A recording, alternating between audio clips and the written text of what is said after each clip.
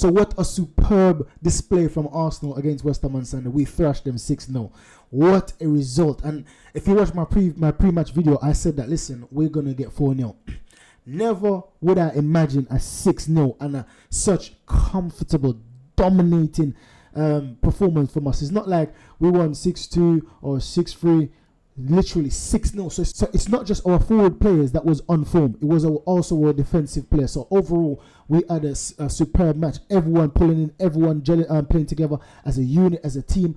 And man, all Arsenal fans are guests right now. So before we get any deeper in the video, I just want to show you this, because this is something I touched on in previous videos.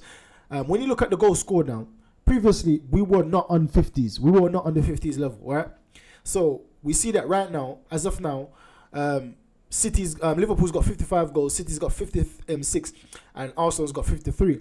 And conceded, right now we are we've got the best defensive record in the league right now.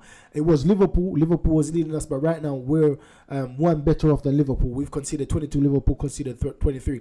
So as of now, we're playing very, very well. And since we've came back from the New Year's, right? So there's two things, or there's possibly even more. We noticed since the New Year's, because we played Liverpool, I think it was the 7th of January, so that's the last match, or the first match of the New Year's. But I'm talking about the first Premier League game. Since the first Premier League game, we thrashed Crystal Palace 5-0.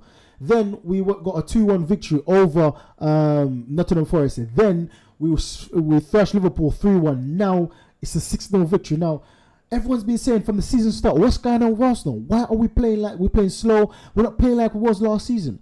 And I think that the break we got in Dubai is a welcoming break, because after that break, I see us playing like a totally different team. We started to move the ball quicker. Our passing options even improved. Taking man on one-on-one, everything just improved. Even David Raya, no more mistakes. Everything has improved since that break. So Arteta done a very good thing with that break. But it's not just that. I think that Arteta intentionally start the season slow cooking. Because there's no way you can start Thomas Partey at right back and expect him to have an attacking display as if he was in midfield. I know that he inverts in midfield, but when he's defending, he has to go back in right back. So the build-up play is going to be a lot slower if he has to play right back and then have to go back in midfield for the attack to go up the field. So my take on it is that he wanted to dominate the game for the first half of the season. And everyone knows that in the last half of the season, that's where City picks up. Just like last season. Last season, we dominated the first half of the season. The second half, we fell off. Because we give too much energy. We exert too much energy in the first half of the season. And in the second half, we got tired. We got slow. We just lost. And most people said we bottled it. But I think it's more than that. I think we went in too quick. And then we basically ran out of steam. And City's been doing this for years upon years upon years. They have not been performing their best in the first half of the season. They've still been pretty good, but not performing at their best. But in the second half of the season, we start to see a different City. And that's what I think Arteta is trying to emulate in the Arsenal team right now.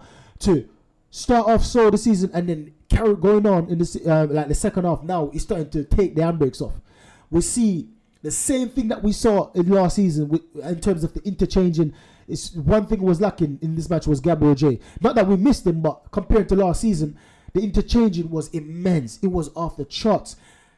Everyone was interchanging with each other. Everyone, apart from even Saka. I was going to say apart from Saka because Saka is mostly on the wing, but even Saka came inside and have a few shots and have a few 1-2 passes.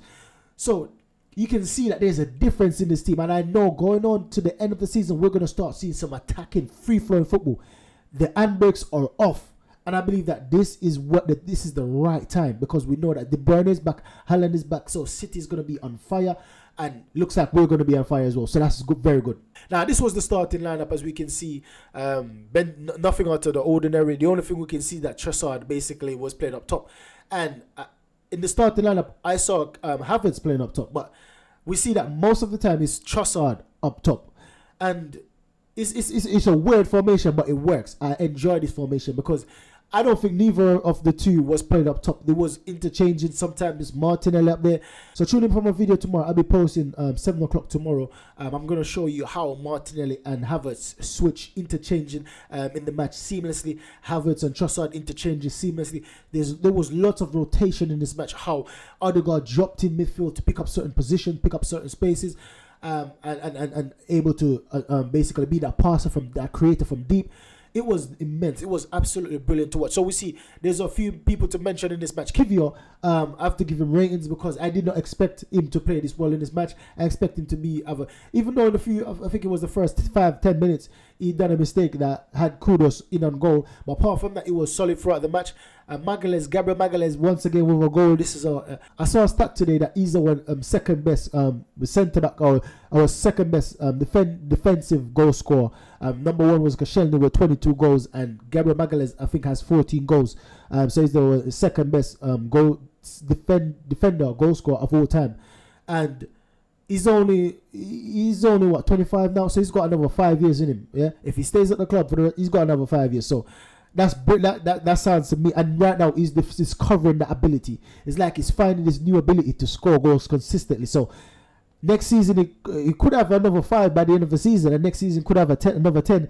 So this guy is going to be like one of our best defenders of all time. I can see it already. It's in lights. William Saliba is the same. I see him saying that, listen, Gabriel Magalhaes is not going to outshine me. I'm going to get in on the action. He's been scoring for the past few weeks. So I'm going to get a goal today. William Saliba going, and Gabriel Magalhaes with his competitives saying that, listen, Saliba ain't going to score me today. I'm going to get my goal as well. So I love that little competitive nature in terms of even the centre backs trying to get on the goal sheet, on the score sheet, and this is a big respect to our set piece coach, because since he came in, it's evident right now we are the best. We are number one in terms of goal scored from corners and set pieces. So for me, our set piece coach has been magnificent. He's been doing his job so far. So we see 3 outstanding players today, and that was Martin Odegaard, Bukayo Saka, and Declan Rice. Declan Rice getting a sweet. That was a superb goal shot, finding the top left-hand corner. Martin Odegaard, one of the had the most touches, had the most passes, was basically dictating the game from deep and up top as well. He was doing everything. He was everywhere yesterday. So Martin Odegaard, for me, and Declan Rice was 2 of the best players on the pitch. But we have to give Bukayo Saka as the best player on the pitch. Bukayo Saka with the 2 goals, he couldn't even have a hat-trick today. So for me, Bukayo Saka is deservedly man of the match. He was taking man on. He was trying everything. He was cutting inside. He was having shots inside. He was playing 1-2 on the edge of the box. He was doing everything in this match. So for me, Bukayo Saka is fully deserving of that rating, 9.7, one of the highest rating we've seen from an Arsenal player this season. So we had 6 goals, 2.9 XG, 25 shots. Now 25 shots. I think they something with West Ham, because the last match we have against West Ham, we had 30 shots. A third of them was blocked, and a third of them was on target. So for me, this was a very, very, very good stat in terms of we had so many shots, and we had 12 on target, which is a welcoming surprise. Normally we will have 8 shots on target, but this match we had 12 shots on target. I believe that most of this is contributed to Leandro Trossard, because he's a very, very good finisher. He's a clinical finisher, and when he starts in the team, we're going to have more than likely have some brilliant shots on goal, and most of these shots on goal was by Leandro Trossard. I'm telling you that from now. We had 19 shots in open play. Possession, we had 70% compared to West Ham 29. We have 70.7 compared to West Ham 29.3. Passes, we had 718. That's a lot. 657 being completed. Compared to West Ham 297. Field goal 74.8 compared to West Ham's 25.2. Final third entries, we have 66. West Ham have 22. Expected threat created, we have 5.9. West Ham with a 0.3. Deep touches, we have 54. West Ham with a 10. Zone 14 touches, we have 16 with West Ham have 2. And that's last time I've seen a zone 14 touch. It was like a good zone 14 touch. It was like 8. So I think that we've started to improve in those. The zone 14 area, we're always good in our spaces, but zone 14 space touches, we're starting to improve in that, because in this match it was Trossard and Odegaard playing together in that pivot to attacking mid, and also Havertz also joining in. Martinelli sometimes swapping as well, switching in. So it was brilliant. This formation that we played, it was so fluid. I love to see it. Progressive passes, we have 55 compared to West Ham's 10.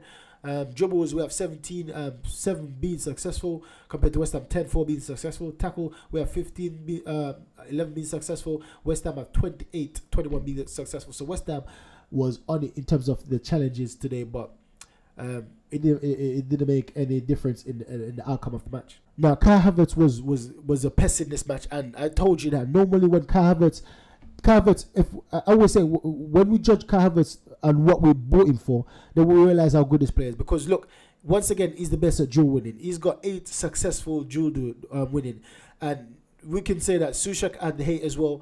Kudus had 8 as well. However, compared to how much chances he had or how many challenges he were in, he was in 12 and he got 8. So that shows you his ratio was very good compared to Kudus, which had 17 opportunities and only won 8 of it. Same with Souček. Souček had 16 opportunities, winning 8 of them. But Havertz had less and even was competed in terms of how much he won. As well as when you take a possession loss, he lost possession least amount of time. Leandro Trossard is losing possession 19 times. Kudus 14, Souček 10, even Saka losing possession more than Kai Havertz. So Kai Havertz hold on to the ball, and even when he's challenging, even when it's time to tackle, even when it's defensive time, he was still on the ball. So Kai Havertz for me is always doing what he's supposed to do in the team, which is not to score goals. That's not what he's in the team for. He's in the team to link up the play, to break up play from high up the pitch, and to get stuck in, and which he does very well. Now, this shows you how dominant we was. Listen, all of these players, when you start to see Nketiah, Waneri, Nelson, which are subs, starting to compete with their best player, which Mavropanos, and I was wondering, how can Mavropanos be their best player when they conceded 6 goals? But man, that shows you how difficult it was to choose our best player for West Ham, because they were so bad. And it's not that they came unprepared, it was that we were so good, we made them look so bad. So all of our players, literally, even our subs were better than West Ham's players. Our subs that came on for like 10 minutes, whenever it came on for 13 minutes, man, and he was still better than all of their players in terms of how good he played. Because he came on and done a few bad things I love to see when they were on the pitch, man. I love that guy. The way he's silky. He plays like Odegaard. He plays a bit like Odegaard, and I think he's a more all-rounded midfielder than Odegaard. To be fair, he can defend as well. He can get stuck in. He's got some brilliant shots on him. He's very technical. He can even play the 9 position. He can play on the wings. He's very versatile in one area. Now, this was the attacking play. When you see across the attacking line, you see Martinelli here, Havertz here, Trossard, Odegaard, and Saka, and all of these players interchange with each other. Literally 5 players coming at you, switching position all the time, rotating all the time, and all of them understand exactly where they need to be at exact same time. I saw a quote with Arteta saying that, listen, everything that was in his mind to do, the players executed it perfectly. And that takes a lot of brain power, because we know that Arteta sometimes, man, he can go into details. So you have to be keeping up. You have to have a lot of processing power up there to be keeping up with Arteta. And we see that, man, I think this is a sign of very good things to come. Because if we can interchange like this, if the players can perform like this, when we get Timber back, which all sides are saying that Timber is coming back by the end of the month. They said that he had a setback, but he should be back for the end of the month. When Timber comes back, when Thomas Partey comes back, which he had a little setback as well, man, end of the season, it's going to be nuts. It's going to be crazy. I can't wait to see us in the Champions League. That's what I can't wait for. Because if we can play against West Ham, which is very good defensively, or normally anyways, and we thrash them 6-0. Crystal Palace, we thrashed 5-0. Liverpool thrashed 3-1. How are these Champions League teams going to cope with us? But they don't play defensively. They're going to play their own game. We're going to play our own game. Man, I'm excited to see what's going to happen in the Champions League, to be fair. Now, these were the triple tens. You see Havertz, you see his heat map. It was all over the place. It was at right attacking mid. It was at left. It was at defensive mid. The same with Trossard. Trossard was mostly up top, though. He was mostly on the right side of the attacking mid. And Martin Odegaard is the same place. So you can see that they were swapping, because the majority of Trossard play was on the right attacking mid. And it's the same with Odegaard. So how can that be? Obviously, because when they be swapping alternative between each other. And even Havertz has a big heat map in that area as well. So you can see that not all three of them are playing on top of each other. It wouldn't make any sense, but they interchange with each other seamlessly. And even Martinelli, keeper, drifted inside a few times. As what I'm saying, look out for that video tomorrow. You will see in a better, clearer instance when Martinelli keeper swapping with Kai Havertz. So this was the half space I was talking about. You can see the half space is basically so congested on this side. Saka and Odegaard, and this is what we see on the heat map a while ago. We saw Havertz even in this position. We see Trossard in this position. So it's not just Saka and Odegaard. All of these players drift over to the right hand side, overloading that area and creating lots of opportunities there. I see Trossard a few times trying to thin the ball like through the eye of a needle to get the ball on the other side, but most of the time it didn't come through. But however, we see the intention of the players. So all in all, I'm happy with the results. I'm happy with how my team performed. I'm proud of our display, and I'm looking forward to next matches. We've got Burnley. I'm looking to beat Burnley now. I don't want to get carried away with the scorelines, because the last time I did that, we lost 3-1 or 2-1. We lost 2-1 to Lens. I got carried away saying we're going to beat Lens 6-0. But then on the returning, the next time we play Lens, we slapped them up. So I'm saying that I'll be happy with a 5-0, right? I'll be happy with a 5-0 against Burnley. But who knows? We might get 8. It would be tremendous, because then we'll be fly above Man City and Liverpool in terms of the goal difference. So that's the video, guys. Make sure you like, subscribe, and share. Catch me on my next video tomorrow at 7. Goodbye.